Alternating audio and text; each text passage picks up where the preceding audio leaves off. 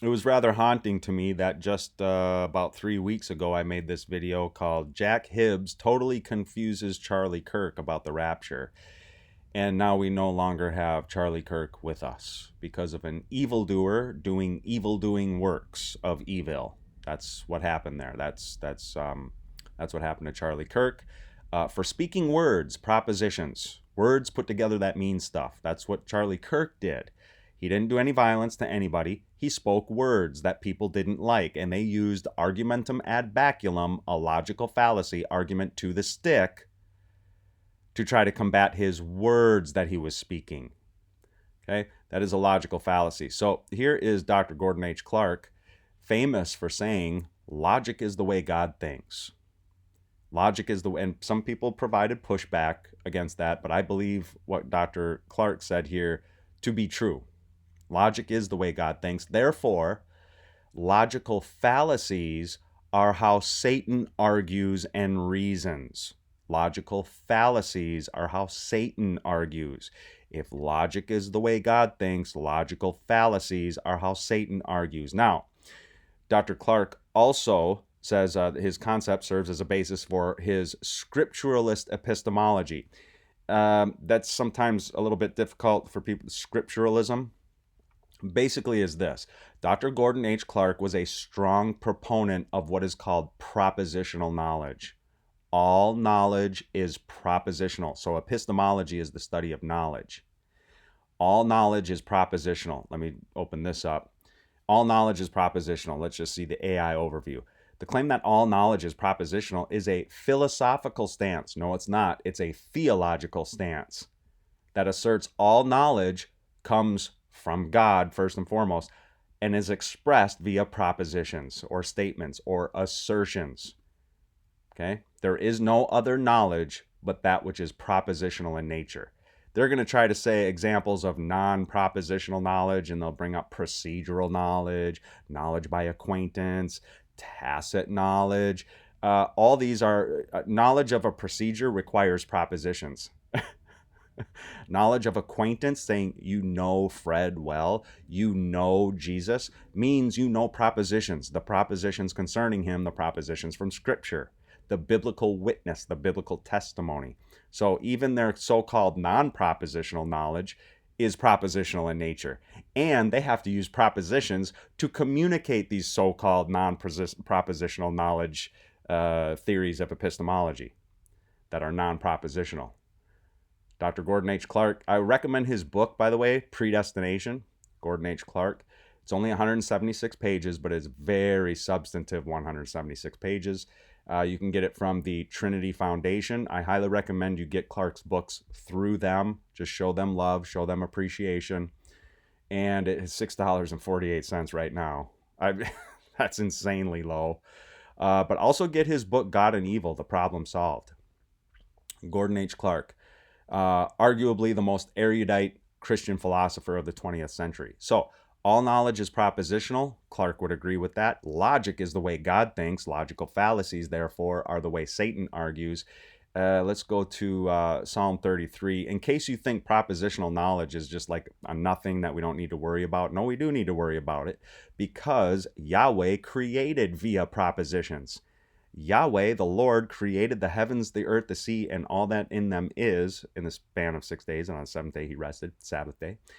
And he created via propositions, verse 9 of Psalm 33, for he spoke and it came to be.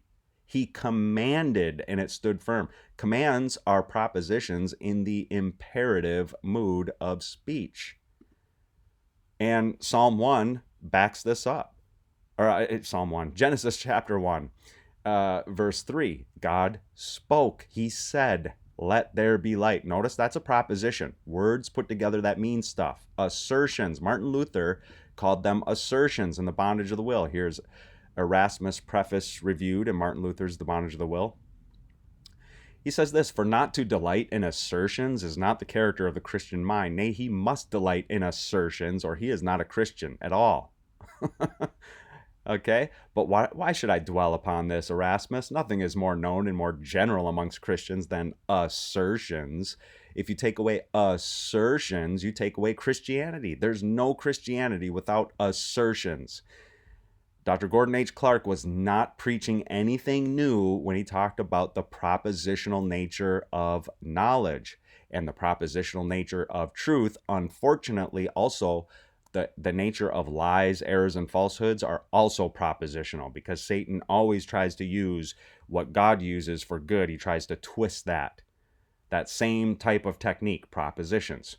So in John chapter 8, when Jesus starts talking about way down here in verse the truth will set you free. If you abide in my propositions, my words, my assertions, you will know the truth, and the truth will set you free. Okay? Let's go down a little bit further. You are of your father, the devil. See, because you don't believe me. Okay? You do what you have heard propositionally from your father. Okay? You are of your father, the devil.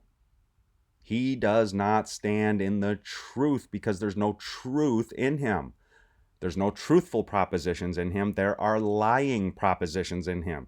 When he lies, he speaks out of his own character, for he is a liar and the father of lying, false propositions. But because I tell the truth, you do not believe me. You're not assenting to the truthful propositions that I'm telling you. Okay? And this gets into the definition of faith.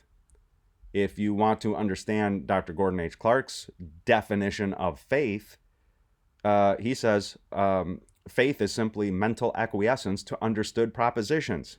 Mental assent, intellectual assent, knowing the propositions, and assenting to the propositions as true. Saving faith is understanding of the propositions of the gospel proper of the person and work of Jesus Christ, and assenting that those things are true and not erroneous. They are not lies. They are not falsehoods. These things are actually true.